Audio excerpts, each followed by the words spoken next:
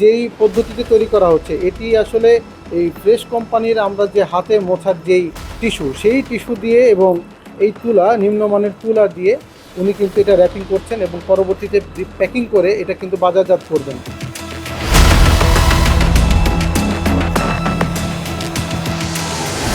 মাসিকের কয়েকটি দিন নারীদের জন্য স্যানিটারি ন্যাপকিন শুধু প্রয়োজন নয়, নিরাপদ ও পরিচ্ছন্ন থাকার অন্যতম ভরসা।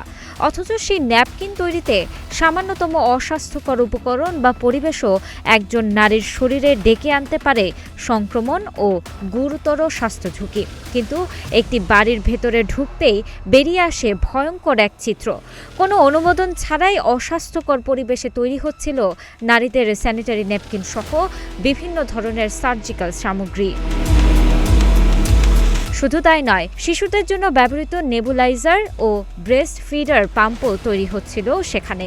অথচ এসব পণ্য তৈরিতে ছিল না প্রয়োজনীয় মান নিয়ন্ত্রণ কিংবা নিরাপদ উৎপাদন ব্যবস্থা।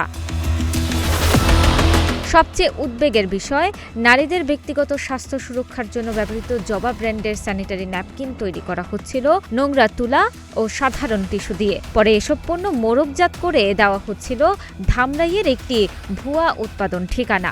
অর্থাৎ যে পণ্য নারীদের স্বাস্থ্য সুরক্ষার কথা বলে বাজারজাত করা হচ্ছিল সেটিই তৈরি হচ্ছিল অপরিচ্ছন্ন ও অনিরাপদ পরিবেশে।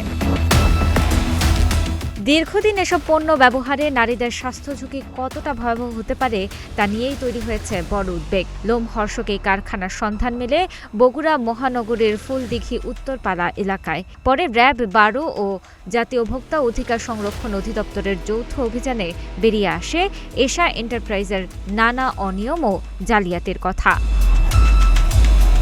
অভিযানে কারখানাটির মালিক এমদাদুল হককে 2 লাখ টাকা জরিমানা করা হয়। পাশাপাশি যেসব স্থানে এসব পণ্য তৈরি হচ্ছিল সেই অংশ সিলগালা করে দেওয়া হয়। কোম্পানি কমান্ডার ফিরোজ আহমেদ জানান, অনুমোদনহীনভাবে এই আইটেমগুলো এখানে বাসাবাড়িতে তৈরি করছিলেন। আমাদের কাছে এগুলো চরম স্বাস্থ্য ঝুঁকির মনে হয়েছে। জাতীয় ভোক্তা অধিকার সংরক্ষণ অধিদপ্তর সহকারী পরিচালক মেহেদী হাসান জানান, এই পণ্যের বিএসটিআই এর বাধ্যতামূলক অনুমোদন প্রয়োজন। আমরা জানতে চাইলে তিনি সঠিক কোনো উত্তর দিতে পারেননি এবং জানিয়েছেন এর কোনো বিএসটিআই অনুমোদন নেই। যেই স্যানিটারি ন্যাপকিনটা তৈরি করছেন জবা নাম দিয়ে, সেটির উৎপাদন স্থল দেওয়া হয়েছে ধামরাই, অথচ এখানে তৈরি হচ্ছে এটা বগুড়াতে। তো এটি যেমন একটি অপরাধ এবং এই পণ্যটি বিএসটিআই এর বাধ্যতামূলক অনুমোদন নিতে হয়। কিন্তু আমরা যখন ওনাকে প্রশ্ন করেছি উনি সঠিক উত্তর দিতে পারেনি এবং উনি বলেছেন যে এটির কোনো বিএসটিআই অনুমোদন নেই। একটি স্যানিটারি ন্যাপকিন সরাসরি নারীর শরীরের সংস্পর্শে আসে। সেখানে যদি ব্যবহার করা হয় নোংরা ও নিম্নমানের উপকরণ, তাহলে স্বাস্থ্য সুরক্ষার বদলে সেটি হয়ে উঠতে পারে সংক্রমণ ও নানা জটিলতার কারণ। আর শিশুদের ব্যবহারের নেবুলাইজার বা ব্রেস্ট ফিডার পাম্পের মতো পণ্য যদি অনিরাপদ পরিবেশে তৈরি হয়, তাহলে ঝুঁকিটা আরও ভয়াবহ।